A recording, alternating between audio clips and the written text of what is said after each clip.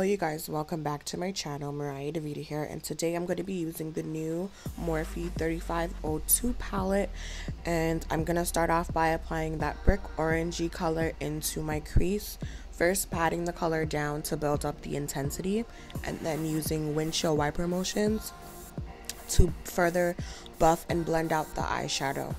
I'm just gonna again build up the color until I am satisfied with the color intensity in my crease. After that's all said and done, I'm gonna go ahead and overlap a darker brown color, and I'm gonna pop that on the outer V of my crease and blend it into the brick orange color so that they blend in together. Then, as I always do, I'm going to take a big fluffy brush and I'm going to buff out the edges of my crease. I go back and forth blending. Eyeshadow is a process. You go back and forth until you are satisfied with the seamless blend on your lids.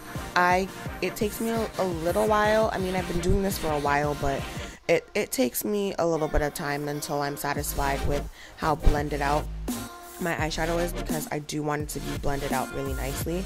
I also do go back with the same brush that I applied the brick color, and I overlap that on the outskirts of my crease because I want like a gradual orangey fade. Once my crease colors are blended out, I go ahead and cut my lid. I'm going to be using the gel liner from England. After my lid is cut, then I go in with a rustic color on my lid and I pat that down using a flat shader brush.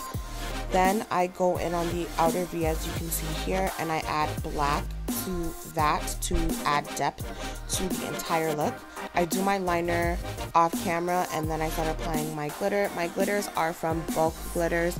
Well, they're known as superglitters.com now. That's where I get a lot of my glitters from.